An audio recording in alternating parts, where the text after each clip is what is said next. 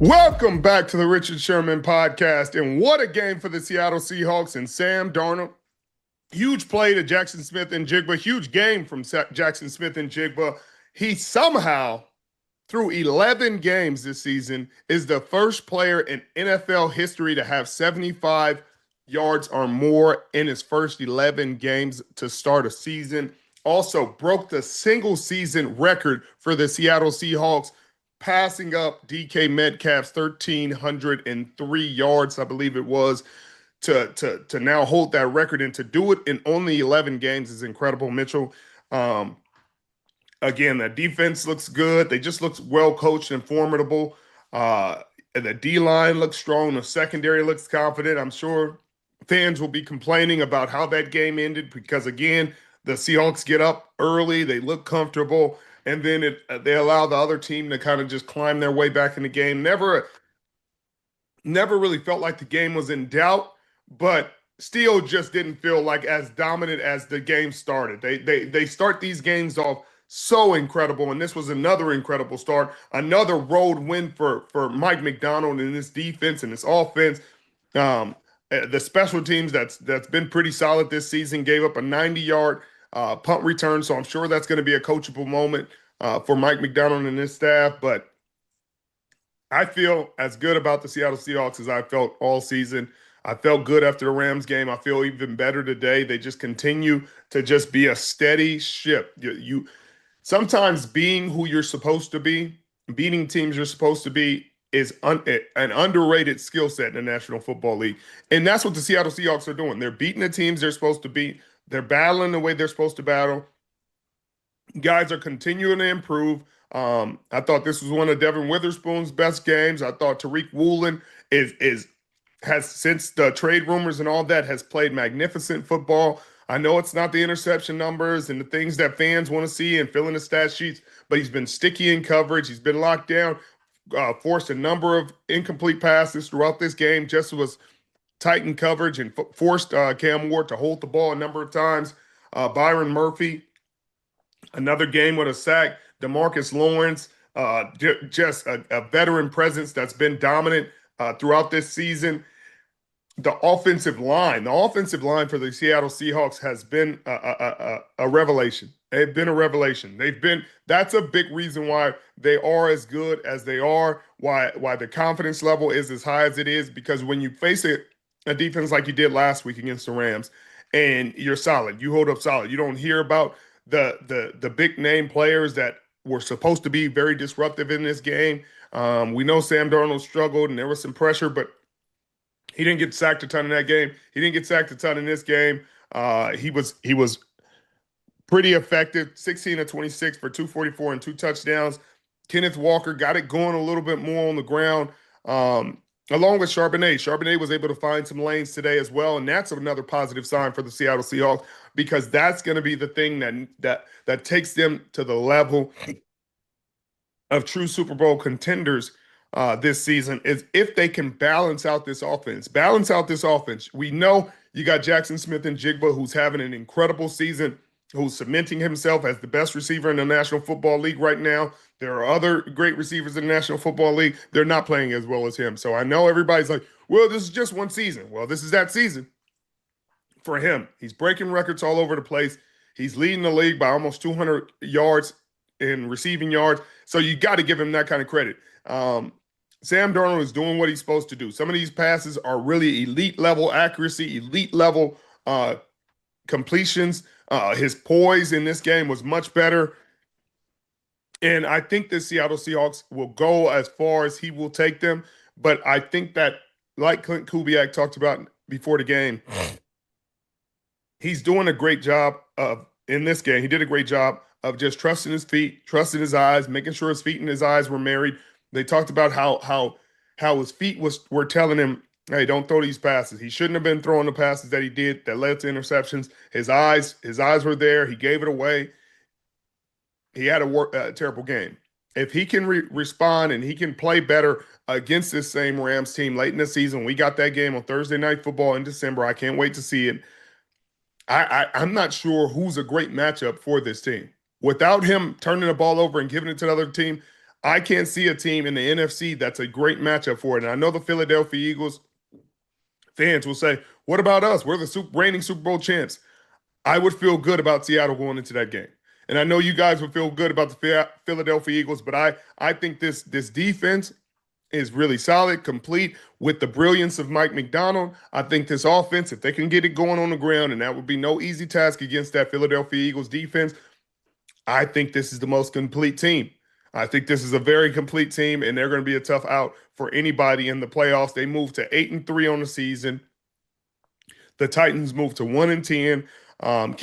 Cam Ward showed some flashes, no question about it. You got to give him some credit too. He showed some flashes during a very tough season. He's showing improvement.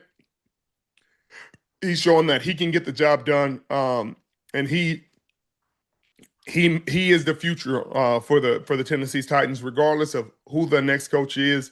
But we'll see how this season continues to go. The Minnesota Vikings, who've been struggling, have to deal with the Seattle Seahawks. They come to town to play the Seattle Seahawks next week. So JJ McCarthy and his troubles travel to Seattle. Woo! Revenge game, Richard. Sam Darnold. I got to say this, man. And we talked about it this week. The Seattle Seahawks won this offseason, in my opinion. You move on from Geno Smith. It seemed like, Geno had the Seattle Seahawks in a position where they're always competitive. They're always a solid squad, but they were never a true contender. And when I say contender, I don't think they were a true division contender. You bring Sam Darnold in and you pay him $40 million a year, which on its surface seems like a lot. But when you compare that to Trevor Lawrence, Jordan Love, these guys making north of $55 million, you want to talk about a dramatic discount the Seattle Seahawks got with Sam Darnold. And he is a guy that I think can lead them to the promised land, lead them to a division title, make them competitors and contenders in this NFC. I truly believe that. And then you look at JSN. We all talk about Yak Kings, right? The Yak Kings, the Deebo Samuels of the world, the Golden Tates of the world. JSN is the deep ball king, not the Yak King, but the deep ball king. Richard, he ranks 99.9 by PFF on deep ball rating. He's number one in the league. He's got 14 receptions north of 20 yards. Richard, this guy, Ohio State, when in doubt, draft an Ohio State wideout. That's my motto if I were a GM, because these Ohio State wideouts are killing it in the league. JSN, oh my goodness, might just be the best of the bunch. But we've talked about Cam Ward a little bit, Richard, and I disagree with you wholeheartedly. In fact, I think Jaxson Dart should have been the number one pick based on his performance this year. Yeah, I know he was out this game against the Lions, but what I see, the stature, the charisma, the poise, the winner mentality, I still think Jaxson Dart should have been 1-1 in this draft. I like what I see out of Cam Ward today, but Richard, I'm not sold on him as the future of this Tennessee Titans franchise. I think he's going to be a good player, but I stand by my word. I think Jaxson Dart is the better pro going forward. I'll let you respond to that notion, but that's my opinion. Yeah, I can see that. You can make an argument either way. Obviously, the Titans have won one game this year. They'll be picking top 3 in this draft coming up, I would expect. So you can make an argument either way. I think Jaxson Dart has a better supporting cast, no question about it. I think their defense is better, their D-line. I can't the receivers for the Tennessee Titans, can you name 3? Because I couldn't without looking it up. And I could say the same about the Giants, if I'm being honest. I'm not saying Jaxson Dart played with great receivers for the Giants, but I thought the play calling there, the system in place, the structure that they play within was better than what Cam Ward has been given. I'm looking forward to seeing who the Tennessee Titans hire to help support Cam Ward and push him to the next level. We're hearing about the Minnesota Vikings fans calling for the firing of Kevin O'Connell, which I never thought I would hear. Oh my God, that's these NFC North teams, Mitchell. I'm sorry, they're just these fan bases, and I know Minnesota's supposed to be such a nice, calm fan base, but hearing them call for that, the Green Bay Packers calling for LaFleur, saying the offense is so predictable, we need to get rid of him and get somebody else. Like, give me a break. Richard, if the Minnesota Vikings fire Kevin O'Connell, he will be hired within exactly 60 seconds by about 20 other teams in the league. I mean, that is their only saving grace with that franchise. The GM made a dramatic mistake in letting go of Sam Darnold and in trusting JJ McCarthy to come in and be this, second year coming off the injury savior of this franchise to take him to the next level. No question It's about not looking good right now in Minnesota. And I think Seattle fans have got to be thrilled by that mistake. No question about that, Mitchell. And that's the thing. I know the Seattle Seahawks fans are ecstatic and the Minnesota Vikings fans are in the dumps, and we're going to get to them later on in the show. Today's show is brought to you by our new presenting sponsor, Hard Rock Bet. There are 3 things to be thankful for this week: family, food, and of course, football. And thanks to Hard Rock Bet, you can easily sneak in bets while your crazy uncle goes on the annual rant about the good old days. Sign up today, and you could not only be feasting on turkey, Richard, you could feast with $150 in bonus bets. Just place a $5 bet. If it hits, you get not only your winnings, but also $150 in extra bonus bets. That's an offer you cannot pass up, even on a full stomach. Not sure what to place for your first bet? Head over to Hard Rock Bet Stats Hub, and it will help you out. It's loaded with trends, streaks, and stats to help guide your picks. Numbers don't lie, and neither does the data in there. And they must not play a lot of defense at Hard Rock Bet, because y'all are racking up promos non-stop. On Thanksgiving Day, you get 3 50% profit boosts, one for each game. Boost your same game parlay or SGP max so your bets pay extra winnings. If you're listening to this later and missed out on these profit boosts, don't worry. You can find new promos daily right in the app. Download the Hard Rock Bet app and try your first bet today. But your Detroit Lions were in a barn burner of their own.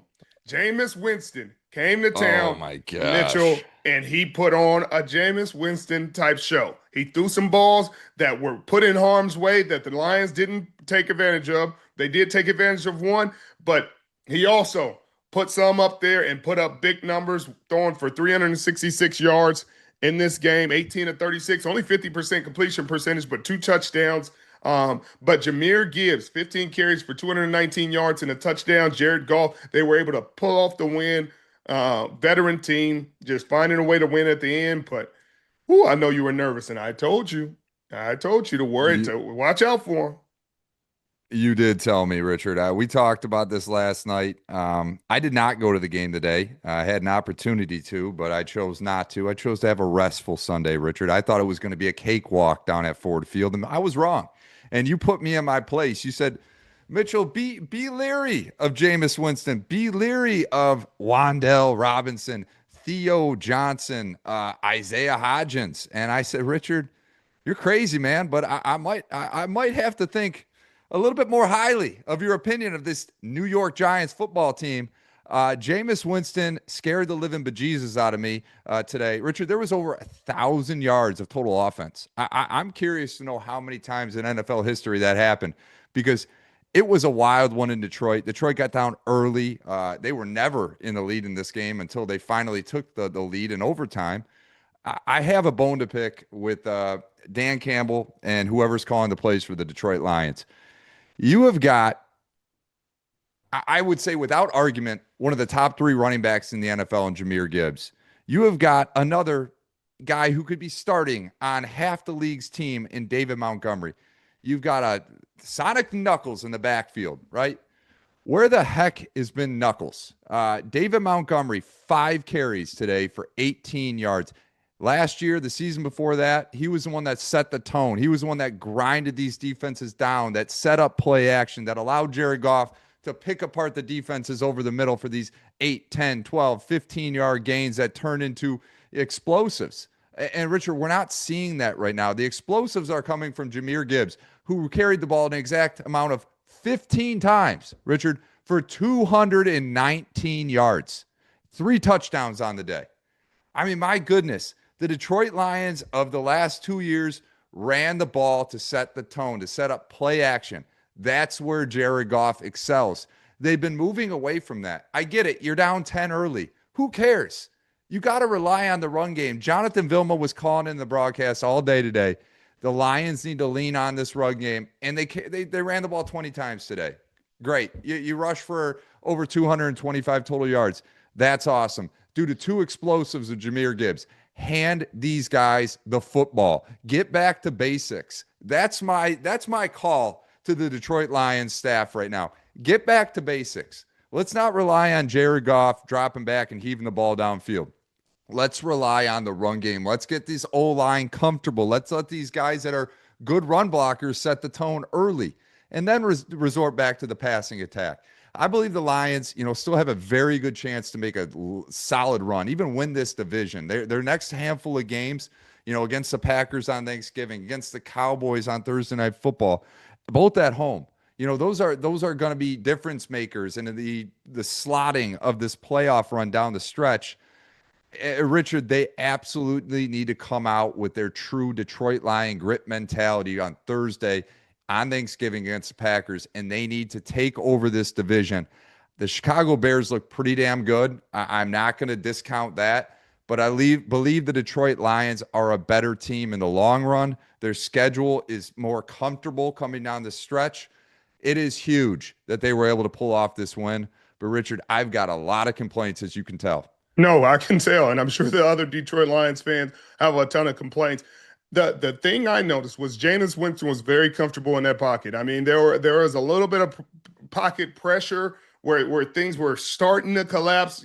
Some sacks maybe have been starting to develop, but he was comfortable, and he was picking that defense apart because he wasn't sacked. He wasn't under as much duress as he need. And we talked about it. You guys need pass rush. And I thought you guys would pick up a Preston Smith, a Zadarius Smith, somebody, a veteran, to help this pass rush be more effective. The only sack of the game came from Aiden Hutchinson on the last play of the game. And it ended up being a colossal play that ends the game and closes this game out for the Detroit Lions. But where is the pressure all game long? This is a two-win Giants team on their third string quarterback. We all love watching Jameis Winston play football, but this is not a game. This is not a team, if you're talking about the Detroit Lions and Super Bowl contenders, where you would expect them to be in a dogfight in overtime with Jameis Winston and the Detroit Lions. And mind you, I saw Jameis Winston in a dogfight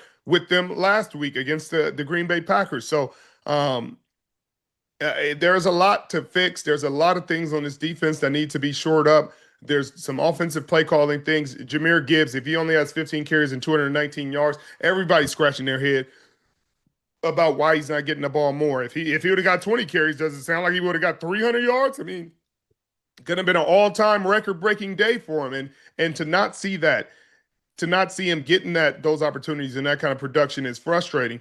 But yeah, I don't know what they're going to do. I really don't. It doesn't feel strong. These wins don't feel strong wins. You know what I mean? They feel like relief wins. Like, hey, you won the game. Like, oh, God, thank goodness. Like, my Sunday's not going to be ruined. But it doesn't give the confidence that, man, this is a team I know can compete for a Super Bowl. I'm with you, Richard. Before we leave this game, I want to talk about Mike Kafka, the interim head coach for the New York Giants. I'm a firm believer in this Giants organization, like what they've set up, especially with this offseason, bringing in Jackson Dart, bringing in Cam Scadaboo, bringing in Abdul Carter. It seemed like they've totally shifted their tone, and they've got a bunch of winners, the guys that do not want to settle on anything but winning. And you got to love to see that from the New York Giants. And I think we see that a little bit with this head coach and Mike Kafka. Do you think that they're going to keep him around based on this performance? I mean, I was really impressed. I did not expect them to lean on Devin Singletary and Tyrone Tracy the amount they did. They were so hell-bent on establishing the run game that it made life for Jameis pretty darn easy. Do you like what you see in Mike Kafka? Yeah, I like what I see in Mike Kafka, but it's so tough for an interim head coach because he's not able to come in and develop the culture, do things his way, run the program the way he wants to. Yes, he coached a good game. I thought he gave him a chance, but the same is true about Daboll. I thought Daboll, that's the reason he got fired. He coached some really great quarters, some really great partial games, and then they end up losing in the end. And I think it would be different if this was a win and the Giants found a way to win this game. We'd be having a much different conversation about Kafka. But it's for Giants fans and for the front office, it's just another almost win. It's just another oh, we could have had that one. There's been probably 5 or 6 of these games for the New York Giants this season. So I don't think it's enough to really give him serious consideration. Maybe I'm wrong, but I think they're going to go out there and look to hit a home run with one of these offensive geniuses, whatever the next, or defensive geniuses, whoever the next guy in line is. And I'm not sure who that is right now because a lot of the winning teams have head coaches that are calling the plays. I don't think Mike McDonald's going anywhere. Do you go for Clint Kubiak in that offense? I don't think you do. If you're talking about the Rams, do you go for their coordinator, knowing McVay has a big hand in that? Is it Shula, the defensive coordinator for the Rams, who has them playing incredibly well? Perhaps, but they won't be the only team in the hunt for a new head coach. You got the Tennessee Titans. You might have the Cincinnati Bengals, depending on what they do at the end of the season. So there's a number of teams that will be looking in the head coach hunt. So I'm not sure, but I think Kafka is showing himself to be a really competent offensive coordinator, and he'll definitely get another opportunity to do that. Another doozy, an OT thriller as well. The Chiefs come back down 11 points in the fourth quarter and take care of the Indianapolis Colts. The Colts looked like they were in complete control of this game in the fourth, and they just couldn't get it done. Richard, Daniel Jones, 19 of 31 for 181 and 2 touchdowns. There really wasn't a whole lot of explosive plays on either side of the ball. Jonathan Taylor was pretty well contained, but the Colts looked like they were going to win this game, and then the vintage Chiefs of old resurrected and took care of them in OT. Is it safe to say the Kansas City Chiefs are back? No, by no means. They're 6-5, and that was a desperation game for them, and that's the way they played. They played like it was a playoff game. You saw it in Patrick Mahomes' eyes. You saw it in his demeanor and the way he ran the football. It wasn't run the football and slide and try to save yards and keep your body safe. He was dropping his shoulder and trying to get as many yards as he could. He understood the urgency in this game and what it would be if they lost this game. So you could see it in the play calling. You could see it in the desperation of the offense, the desperation of the defense, and they battled and they earned a win against a really tough Indianapolis Colts team who's going to be really competitive in the playoffs. They held Jonathan Taylor in check, who's been an MVP candidate all season long. Held Daniel Jones in check. The Colts defense was able to get to Mahomes and sack him 4 times, force an interception, force fumble, but Mahomes still 29 of 46, 352 yards. But they leaned on Kareem Hunt in this game, and he imposed his will throughout the game. He had 30 carries for 104 yards, but he had that critical fumble deep in the red zone that almost was the defining moment of this game for the Kansas City Chiefs. But you just saw that resilience. You saw the desperation. You saw them turn into that championship pedigree, that desperate mode.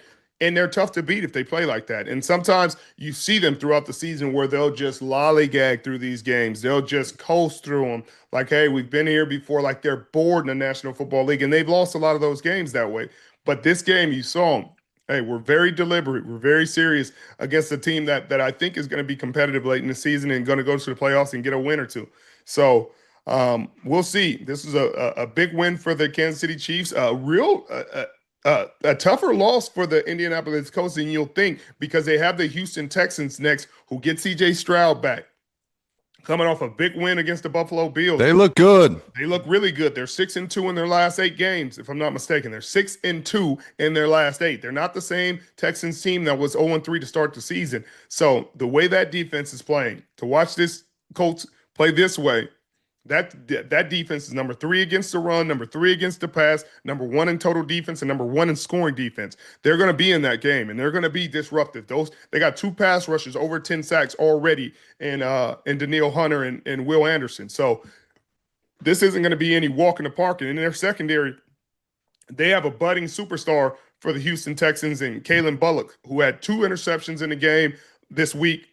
A forced fumble, 4 interceptions on the season, and we're not even talking about Derek Stingley and Kamari Lassiter. And Kamari Lassiter is playing with a different kind of physicality. We saw a highlight that didn't even involve him defending a pass. He was coming downhill, taking on a fullback and ragdolling him for a TFL and on a critical play in the game. So you're talking about a defense that's running and hitting.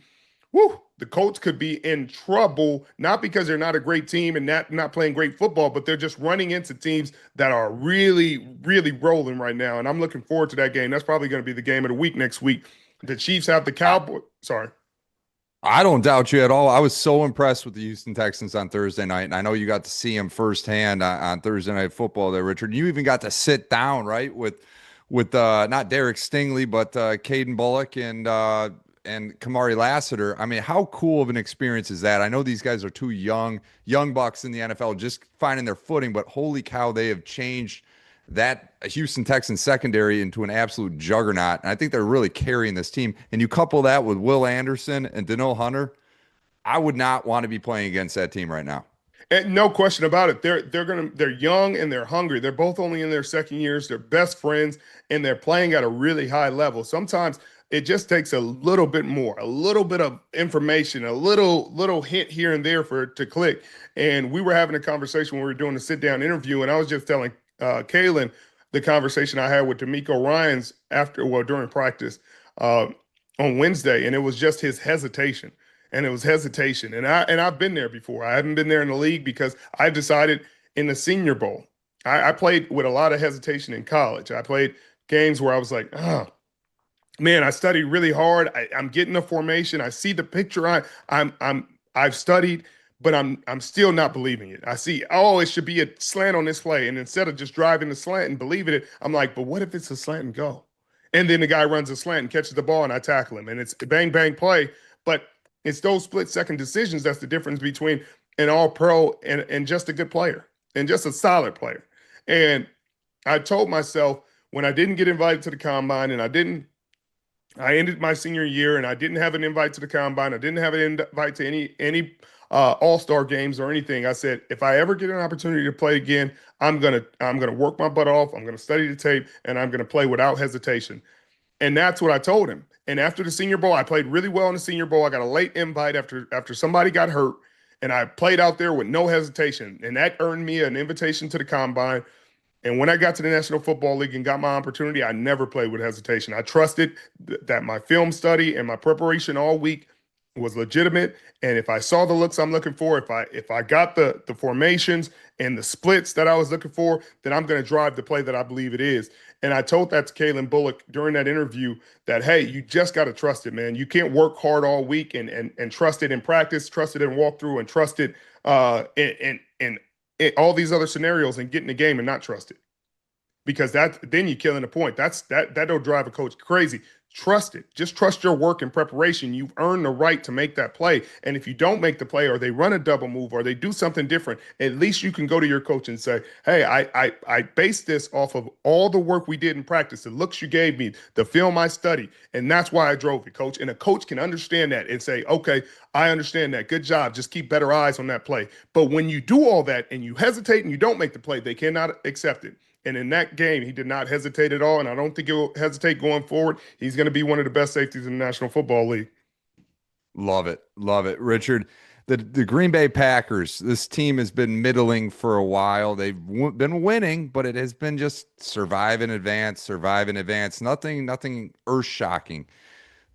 The Minnesota Vikings came into town with the aforementioned JJ McCarthy and looked terrible. 12 of 19 for 87 yards and 2 interceptions, QB rating at 34.2. Richard, where do we start? You want to start with the Green Bay Packers? Or you want to start with these lowly Minnesota Vikings who unfortunately beat my Detroit Lions a couple weeks ago? Yeah, because that's Mitchell. Embarrassing. It's really embarrassing. And that's another conversation for a different day. But that's a reason why there's hope in the Minnesota Vikings. That game, your Detroit Lions gave false hope to this Minnesota Vikings fan base. But I want to talk about the Green Bay Packers in this game because they scored 23 points. Jordan Love, 14 to 21, 139, sacked once. But they ran Wilson 28 times for 107 and 2 touchdowns. And Christian Watson had 5 catches for 49 yards. And I keep hearing Green Bay Packers are too predictable. They're too predictable. Seems like the defense just has our playbook. I don't know how many times I have to say this. I don't know when it's going to be more apparent to your fan base. They do not trust the quarterback. They don't. They don't. Your coach does not trust your quarterback. This Minnesota Vikings team and Brian Flores is aggressive, exotic. He can bring a lot of pressures from a lot of different ways. Your offensive line is banged up. I understand these are all factors that LaFleur is taking into account when he's calling these plays. He's not just saying, hey, we got a great offensive line. We got all these great receivers and a great back right there. Josh Jacobs isn't even playing. It's not like he ran Josh Jacobs 28 times. He felt the need to run Emmanuel Wilson almost 30 times in this game. And the reason is the offensive line is banged up. But I also don't want to put my quarterback in a position to lose us a game that we should win easily if we just lean on our defense and our run game. That's how you play when you got a quarterback you don't trust, or a rookie quarterback. Not a quarterback you're playing $55 million and you think, hey, this is one of the most dynamic players in the National Football League. This is one of the most elite players in the National Football League, and he can go out there and help us, take us to the next level. They don't believe that. If they believed that, they would call it differently. Now, don't get mad at me. I'm getting tired of arguing with these fans. That's what the tape says. That's not what I'm saying what the tape's saying. If he was throwing the ball 45 times and running it 25 and saying, hey, we're trying to do all this, and he's getting sacked or, making mistakes, then I would say, hey, he's calling the plays for your quarterback. He's just, it's just not working out, or he's not calling the right plays, or they're making mistakes. He doesn't trust him. He doesn't trust him, and he doesn't want to put it in his hands to lose it. You're paying him a lot of money to throw it 21 times for 139 yards. And if we look at the game before, and that's what I'm going to do, I want to go back because I want to get the stats right. And I don't want to debate these people anymore because it's getting frustrating. Because it's average after average after average after average, and I'm being told that I'm saying something crazy. He was 13 for 24 for 174 and 2 touchdown passes against the Giants. It's not a crazy game. That's not a earth-shattering game. This Giants defense isn't the best in the world. And then if we go back again, another game, he played the Philadelphia Eagles, a game that was a rematch of the playoff game from last year. He was 20 of 36 for 176, no touchdowns, no interceptions. I'm sorry, guys. I'm sorry. Those aren't earth-shattering. And the same thing that can make you laugh can make you cry. The Green Bay Packers, everybody eats. It's the same thing the Buffalo Bills are saying. Everybody eats. We got all these great receivers. We can just spread it around. They don't know who the best receiver around. How's it working out? It's working. Is it working for you? You think it's the good strategy still? Is it working for the Buffalo Bills? No, because it doesn't work. You have to have a big dog, not a bunch of little dogs, big dogs. And if you don't have a big dog, there's no fear of the defense from anything you're doing offensively. Whether you have a big dog in the backfield or a big dog on the outside, it's going to be tough for you to take the next step offensively until you have a big dog. Get a big dog. The last time you went to the NFC Championship, Devontae Adams was there. Big dog. Yep. That's how you got there. Big dog. A guy that Richard, defense it's the same reason Aaron Rodgers left. There was Devontae Adams and nobody else, right? And that was his chief complaint. What are we doing not helping our offense? Richard, Jordan Love's making $55 million a year. Am I right? Right. He completed the ball 14 times today. If my math serves me correct, every completion is worth $231,000 this game. He makes over $3.2 million a game.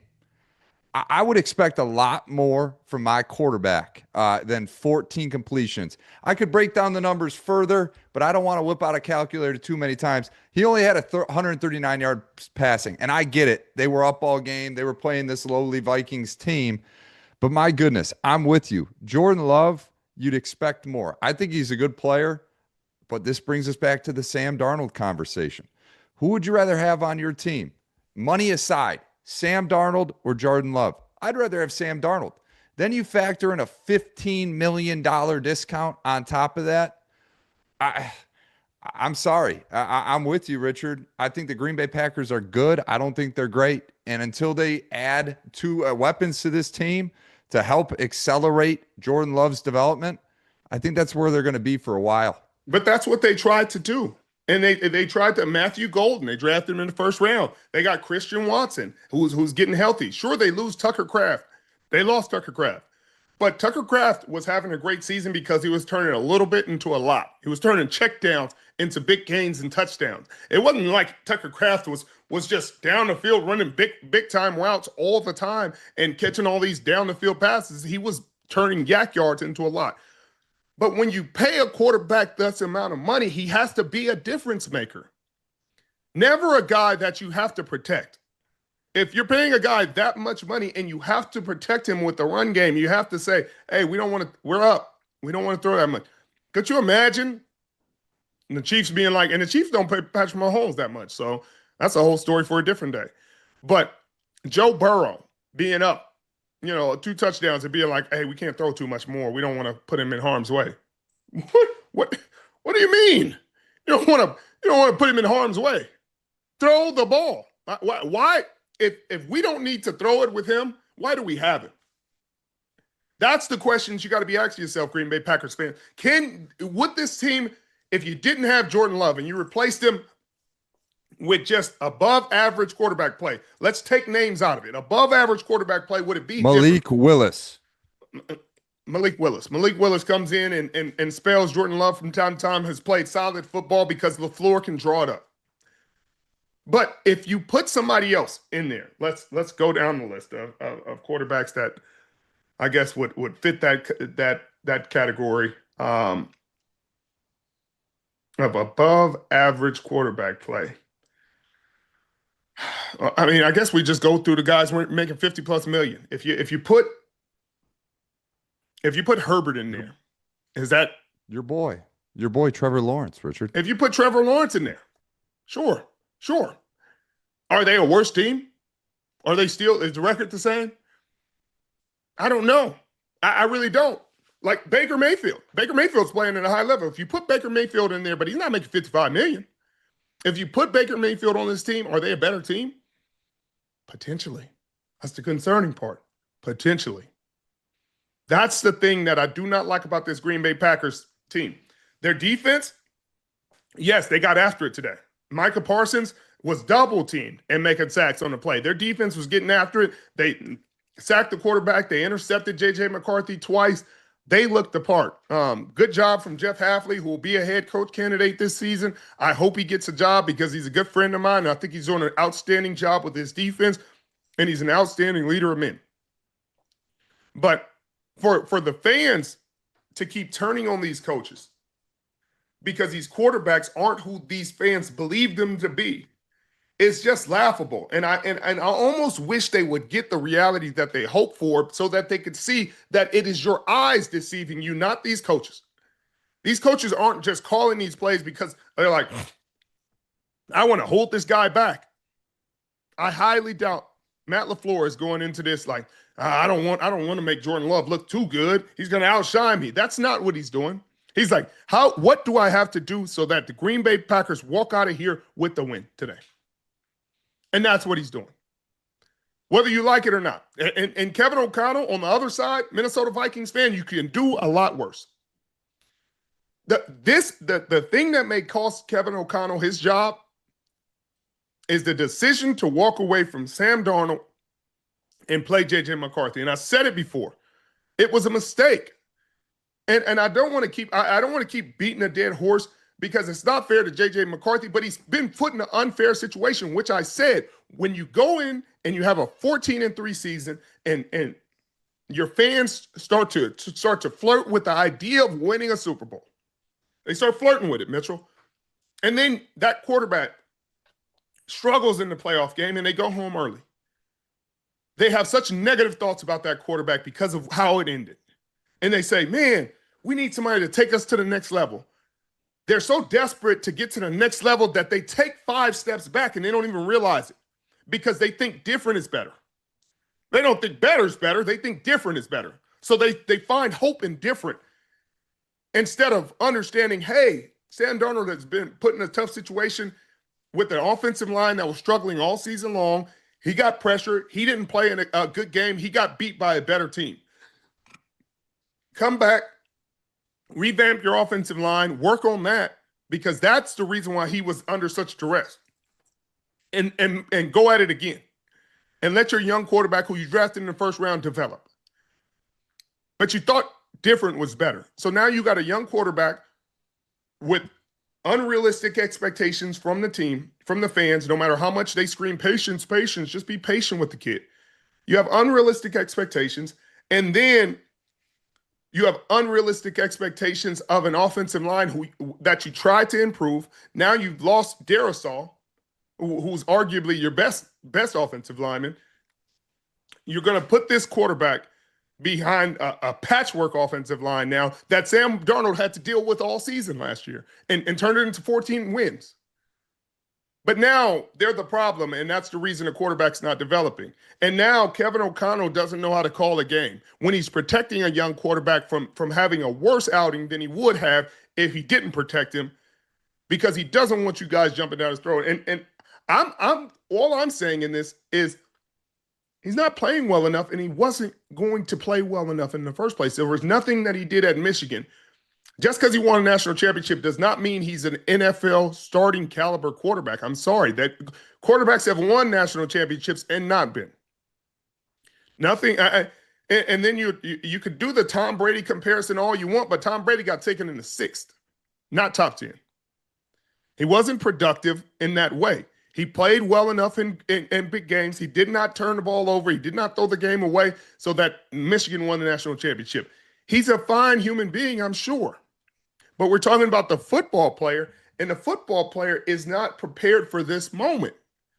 So no matter what you guys want to say, that's the truth of the matter, and he could have benefited from another year of sitting behind an NFL quarterback, which Sam Darnold has proven himself to be and is continuing to prove himself to be in Seattle. They're now 8-3.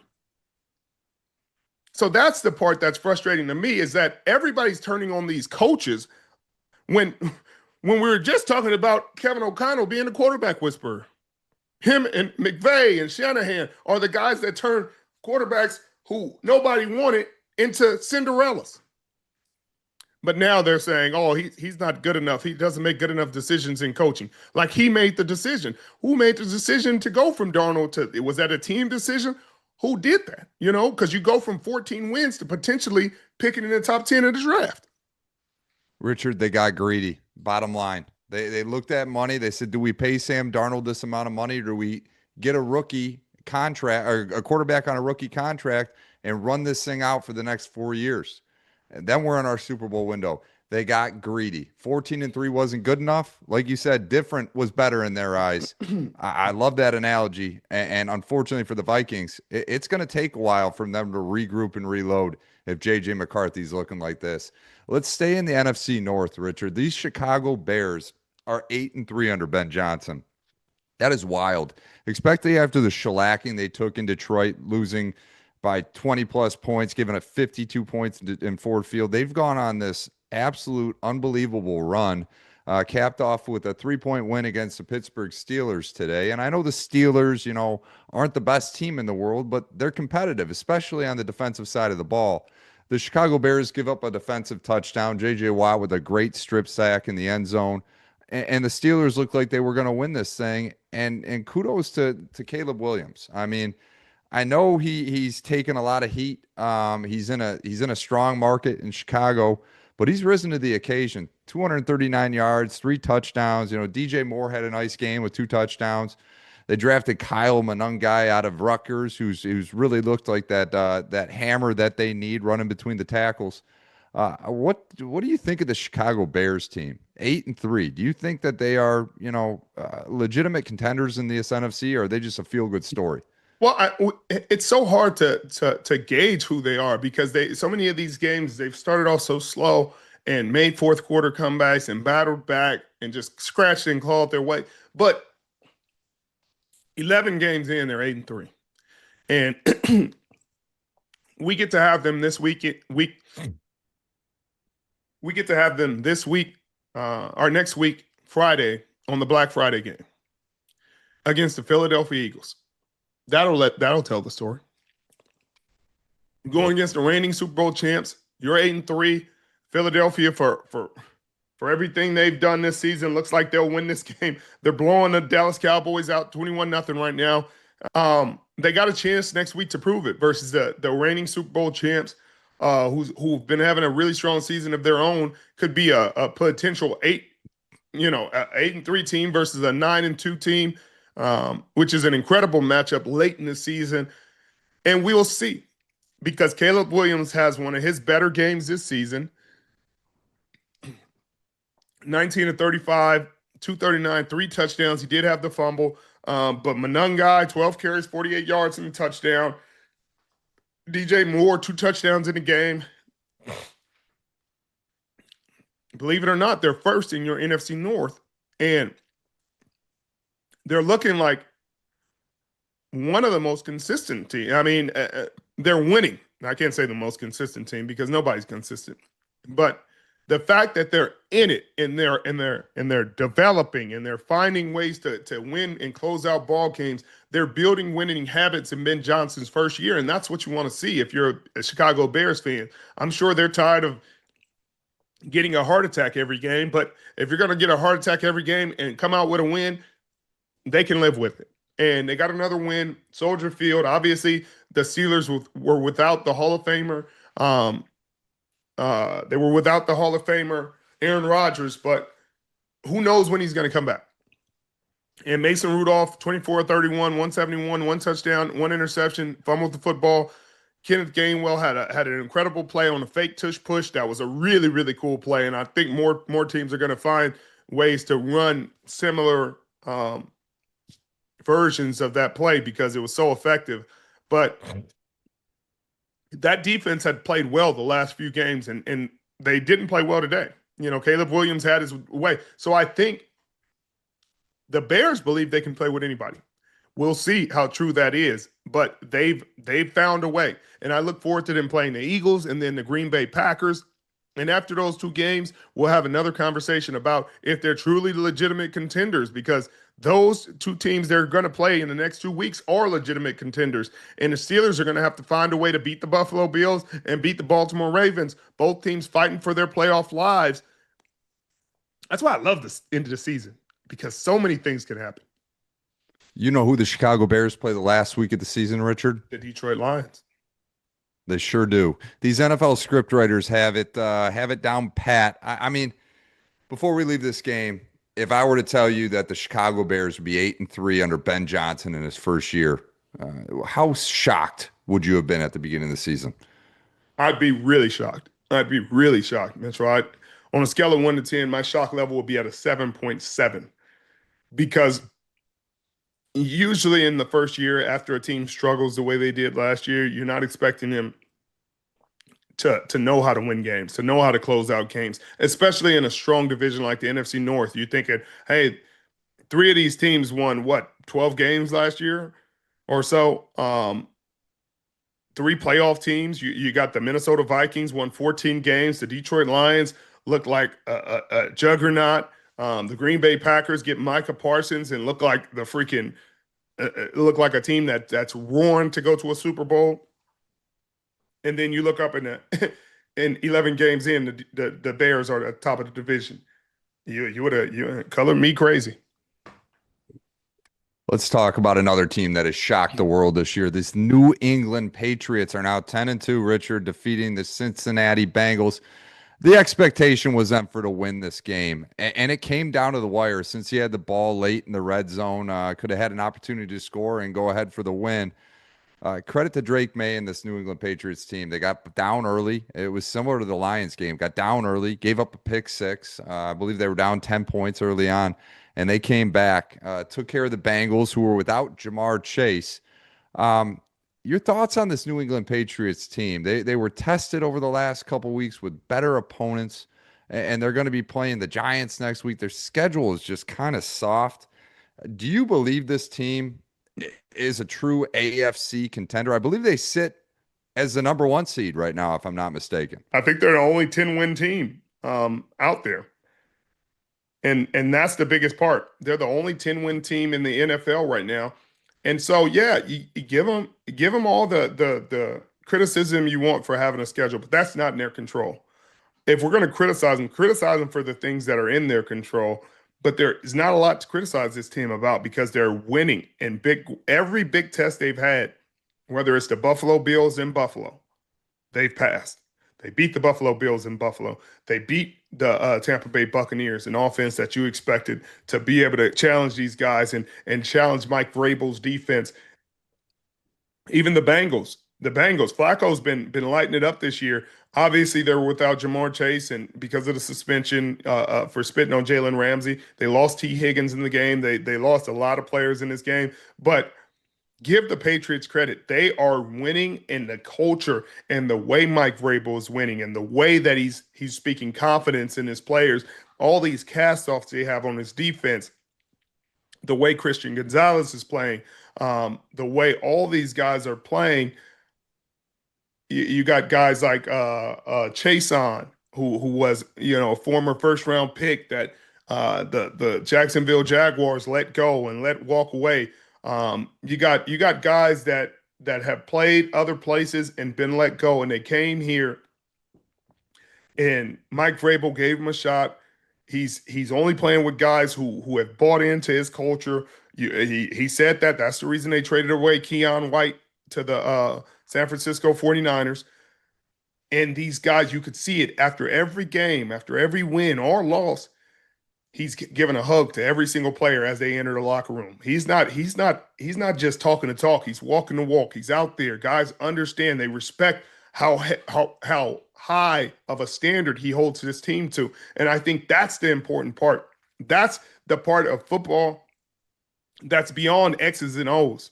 Being a motivator, being a leader of men, being a person that can take clay and mold it into something special, that can take a man and really push him to achieve his highest peak potential.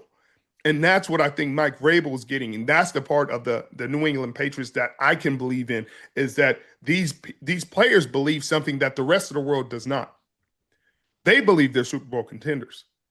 And if they can, and if Mike Vrabel is getting these men to believe that each and every week, they're going to be a tough out in the playoffs, because it's tough to believe and get a team to believe something that they don't. Like, it's tough to tell them that they can't be champions when they believe they can, and they go out there and work, and they've seen this formula work. Out of 12 weeks, they've seen it work 10 times. And Drake Maye, hearing MVP chants this season in every stadium he's gone to, that means something. A guy who's developing into an elite quarterback in the National Football League before your eyes. They're starting to develop a run game. Hunter Henry has his best game of the season, 7 catches for 115 yards and a touchdown. The defense, an interception and a sack. They've won 9 games straight for the first time since 2015, when who was playing quarterback then. The same guy who played quarterback in New England for the last couple of decades before everything kind of fell apart. It's hard for me to root against this team, Mitchell. They got the Baltimore Ravens. They got the New York Giants next. And you of all people can speak to that team and how, the record doesn't speak to how good of a team that is and how much of a challenge that's going to be. But I think the Patriots going to feel good. They're going to be favored in that game. No question about it. If they keep at this pace, Richard, they're going to get the 1 seed, and then they're going to be able to prove to the world whether they truly belong or not. Cam Newton called the Patriots run fool's gold, and I think that's easy on its surface to say that based on the schedule.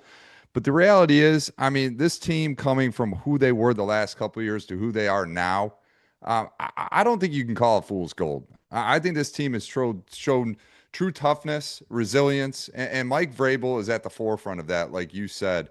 I'm a believer in the Patriots. Whether it's this year or not, I think they're going to be in that true contender category for the next 5 to 10 years, as long as Drake Maye's around. They found themselves a real one at quarterback, and they've got a great head coach. I'm loving what I'm seeing in New England. Let's talk about the Baltimore Ravens. Let me just speak on Cam Newton's fool's gold, because I like Cam Newton, and I like what he's been able to manufacture in his post-playing career. I think he's a good analyst and he does some really fun things. But Fool's Gold is just such a lazy and short-sighted take. It's like, oh, they had an easy record, so they're not playing well. Like I need context. I need you to help me understand. If you told me the Bears were Fool's Gold, I'd say I don't know about that. But I could see you say, hey, they were down in majority of their games. They were losing in majority of their games. Sure, they found a way to come back, but is that sustainable in the playoffs? I'm not sure. We'll see. But I want to see. I wish he would have expounded on what about them is fool's gold. Is it just because you don't think they're talented enough a team and that their easy record has been a mirage and so their wins are a mirage? Like this is the National Football League and this season more than any season in recent memory has shown parity in the National Football League. Anybody can beat anybody. We watched the Miami Dolphins beat the Buffalo Bills. We watched the Giants beat the Philadelphia Eagles. Like anything can happen on any given Sunday in the National Football League, especially this year. So when he says it's fool's gold, it's hard for me to support that without context, without you saying that, hey, fundamentally they're flawed because of this. They're playing good defense. They're playing sound defense. Offensively, Drake Maye is playing really good football. It's not like, hey, they're getting a lot of tip passes and he's just getting lucky play here and there, or they're living off yak or something like that. They're playing in a sustainable way, in a way that you can sustain in playoff football. So when he says fool's gold, I just can't. I don't see it that way. And not to mention, they got Travion Henderson, the rookie running back at Ohio State, who's really come on the last couple of weeks. They now have a ground game to back Drake Maye. So I'm with you, Richard. I like the Pats. We'll see how they do the rest of the season. We'll see how they fare against, true competition, if that's what Cam Newton wants to see. But now let's talk about this Ravens team. They started the season off 1-5. A lot of people, including myself, were wondering if they were out. They were going to lose this division. I thought there was too much to overcome. That didn't take long. 5 weeks later, and they're now back on top of the AFC North. That did not take long at all. I know this is an easy question to answer, but is it safe to say that the Baltimore Ravens are going to win this division now? I don't know. No, it's not safe to say. Nothing's safe in the National Football League right now. So, no, it's not safe to say they're going to win the AFC North, regardless of how well they've played. 5 straight, congratulations. That's really great. But their next game is the Cincinnati Bengals, and then they play the Pittsburgh Steelers. They control their own destiny. Now, can they go in there and beat the Bengals and beat the Steelers? Sure. Can they lose to the Steelers and lose to the Bengals? It wouldn't surprise me either way. This is going to be a struggle towards the end of the season for a lot of teams. It's going to be a grind.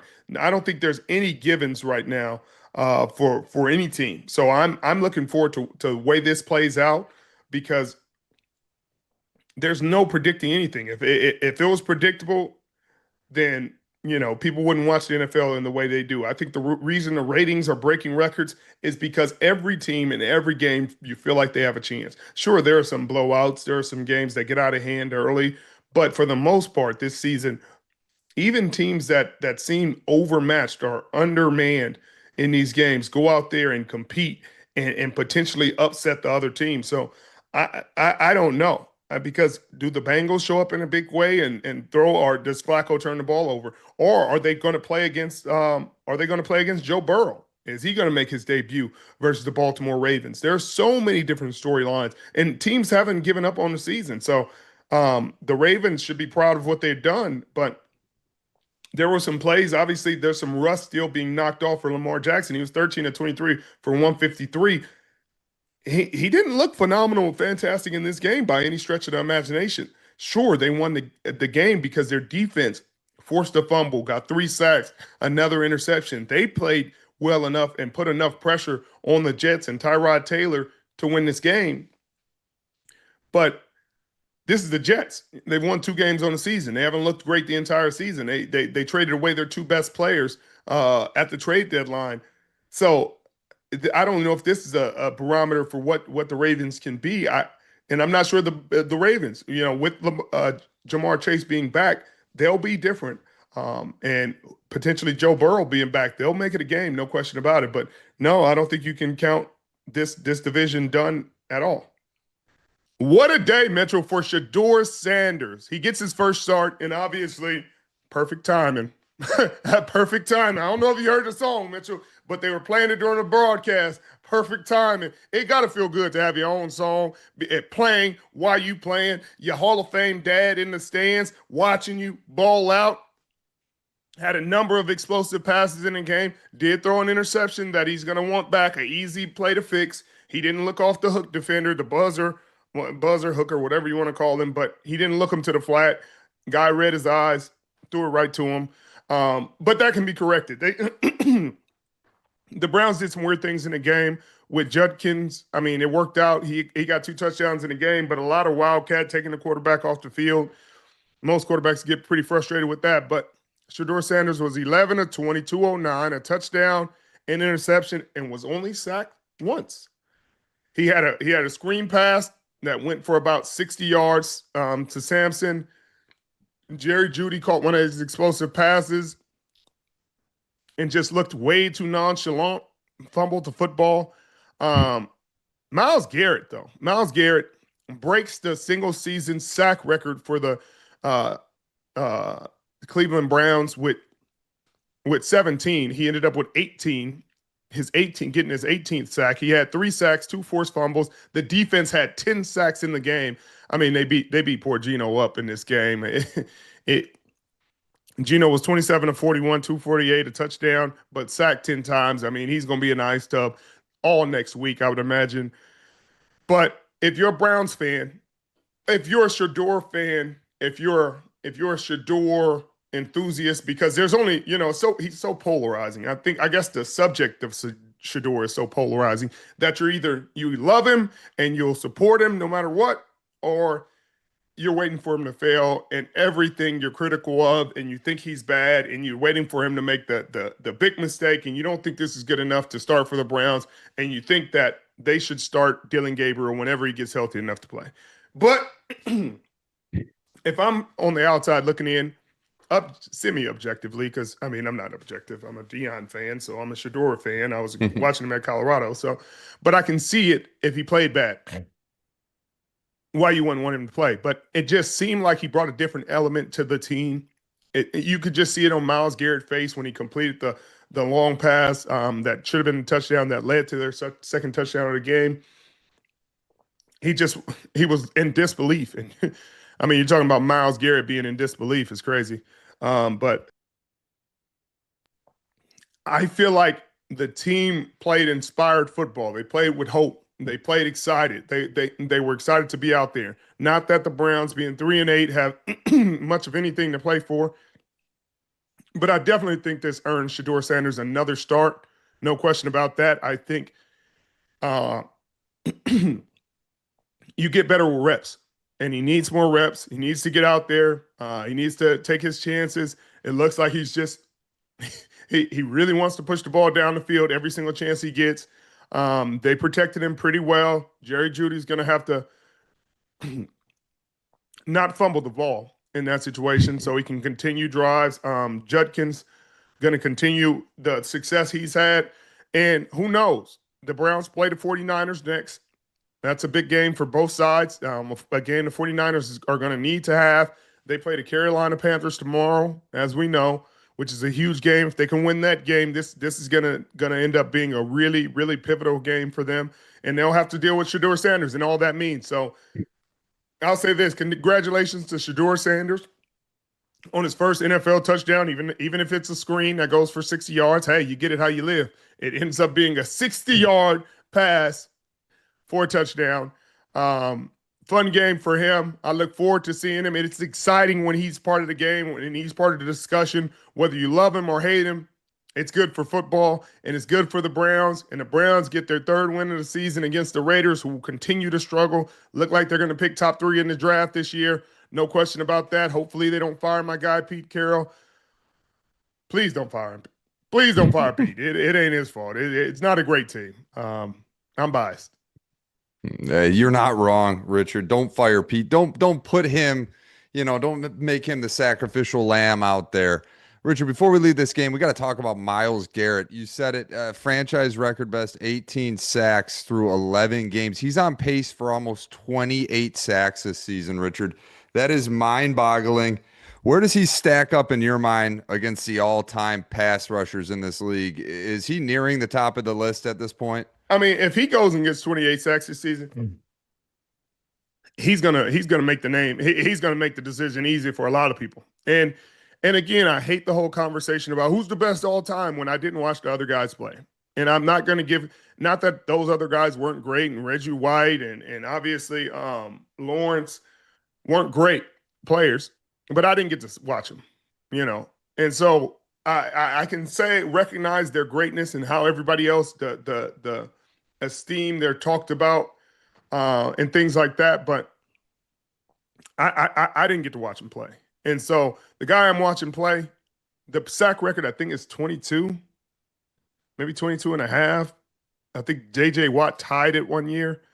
And so if Myles Garrett beats it by 5.5 sacks, that's silly territory. On a team that's rarely leading, usually you get that if a team's, your team's always up and you get the pass rush every game and you get the Mitchell, his team's always in a dogfight or they're losing. It's rarely a time where Myles Garrett is just getting to pin his ears back. Hey, we're up 2 touchdowns. Let's go after him. They got to pass, obvious pass situations.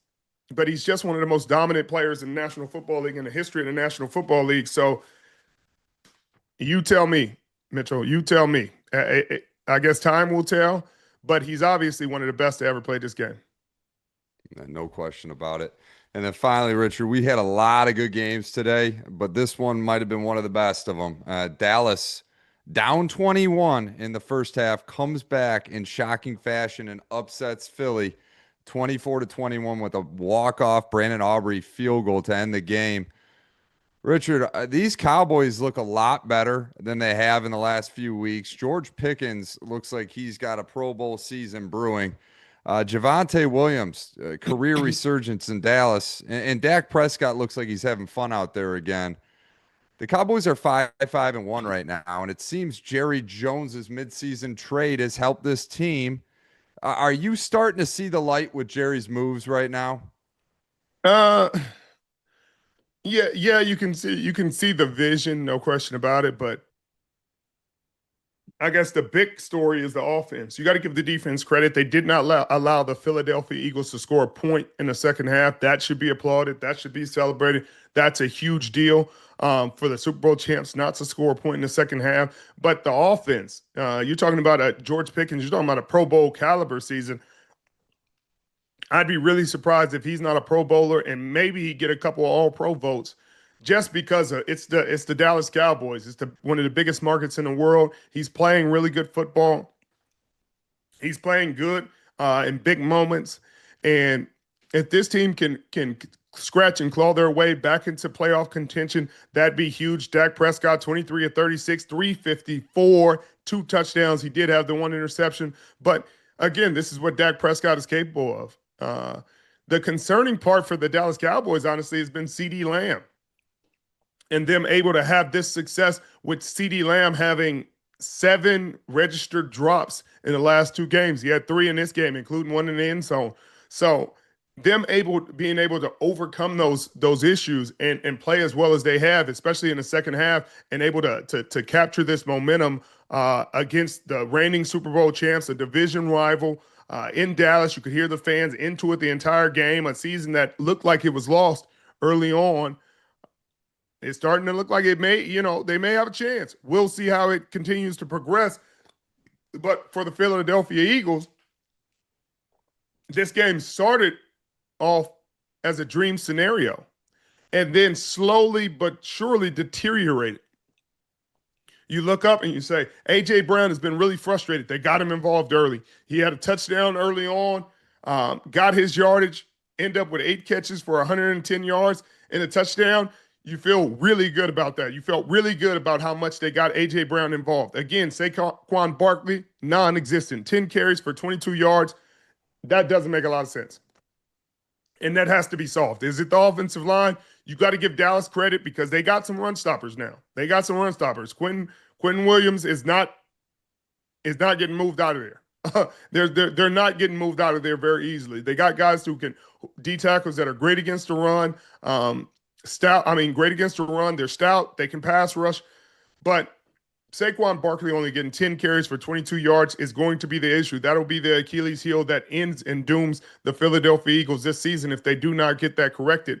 And again, Kevin Patullo, these are questions he's going to have to answer. When they had Kellen Moore, not that he's perfect, but the offense ran, it hummed.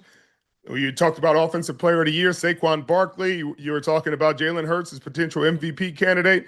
Jalen Hurts had a really good game, 27 of 39, 289, a touchdown. He was only sacked once in the game, but it was a huge sack on third down by a Diggy Zua, a play that they needed on I think this was their last drive of the game, which forced them to punt, and it gave the Dallas Cowboys a chance in this game to go down and kick the game-winning field goal, which they did.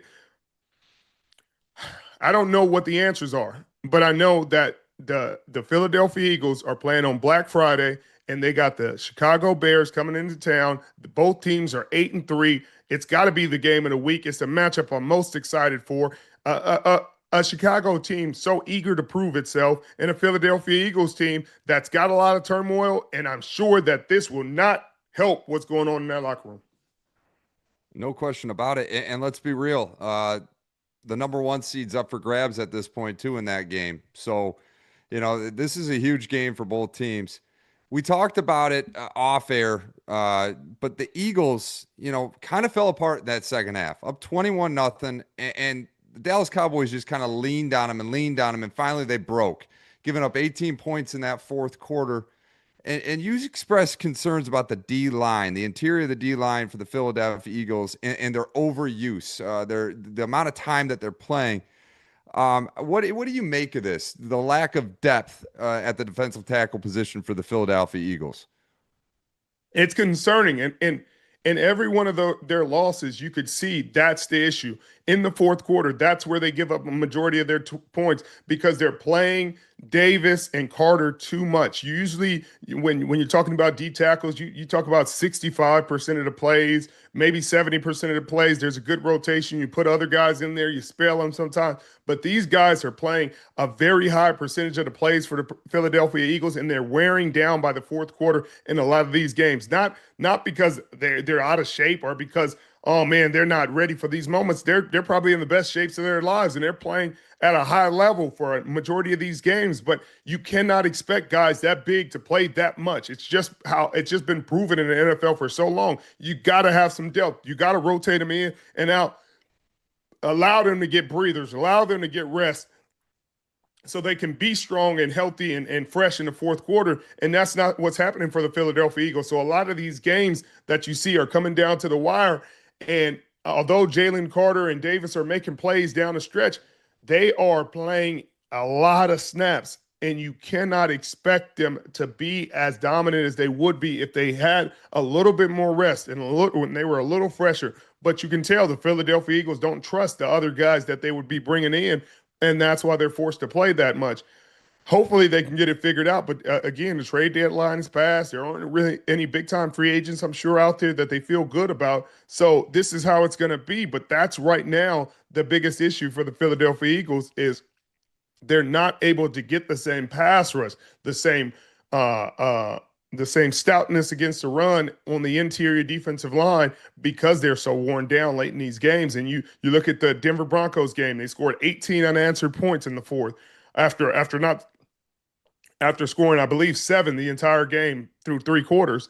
And then you look at this game and the Cowboys scored 10 unanswered. And go on and win this game. And again, you got to find a way to spell these guys and allow them to be fresher in the fourth quarter and also find some offense. All odds and lines come from our partners at Hard Rock Bet. We've got the Panthers versus the 49ers on Monday Night Football tomorrow. Hard Rock Bet has the 49ers at 7-point spread in this game. I think the San Francisco 49ers, it's going to be a little closer than that. This is going to be a field goal game, Mitchell, in my opinion, just because of the way Bryce Young played in the last game, especially near the end. way he was able to come on, the chemistry he's building with Tetairoa McMillan and Rico Dowdle. Rico Dowdle is starting to show himself as as a really good runner in this league, and has taken over as their number one back. It's going to be a closer game than you might think. Richard, I can't pick a better time to debut this hat. Take a look at this bad boy, man. I like that one. Crispy, right? Crisp. Yeah. Well, it's because I got the Niners winning. I got the Niners covering too. I know you think that it's going to be a tighter game, within 7 points. I got the Niners covering that spread. I also have Christian McCaffrey continuing his dominance, scoring the first TD of the game. Plus, Rico Dowdle. Holy cow, like you said. What a resurgence from this guy. Cast off from the Dallas Cowboys. Comes over behind Chuba Hubbard in Carolina and has taken over that backfield. I think he's going to score a touchdown as well. And here's a bonus. I think Brian Robinson Jr. gets a TD as well. I mean, they've been giving him the ball inside that 5-yard line. I expect Brian Robinson to get another one. Carolina has given up 13 red zone rushing touchdowns this year, Richard. So there's your helpful hint with Brian Robinson to score. Richard, big news in San Francisco. Everyone was waiting for the comeback of Brandon Ayuk. Well, I don't think that's going to happen. It looks like they're parting ways. How stunning of a move is this? Are you shocked by this, or is this something that you saw coming? Mitchell, unfortunately, I had a little bit more inside information, so it's not as shocking for me. But it's shocking that it's going to play out this way, because this scenario at this point in the season helps nobody. And I'm not blaming any particular person. I'm not blaming BA. I'm not blaming the 49ers, et cetera. But I think BA coming back and doing his best to play as well as he can helps the San Francisco 49ers, and it helps Brandon Ayuk.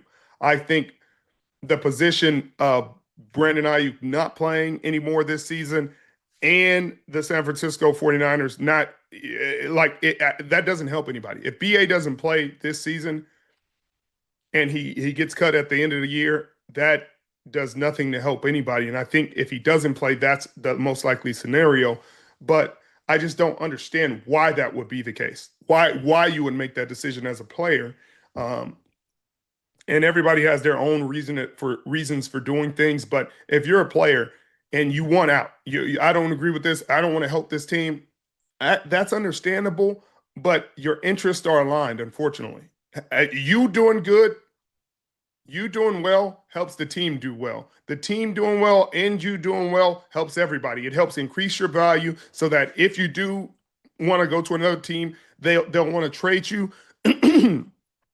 They'll want to trade for you instead of you getting cut and your salary going away and then signing you to a much lower deal where you make a lot less money, and it'll take you a lot more time to make the same amount of money you would have made if you were able to just stay on the contract you're on. So if you're Brandon Ayuk and you're like, hey, I don't want to help this team, okay, but helping them helps you.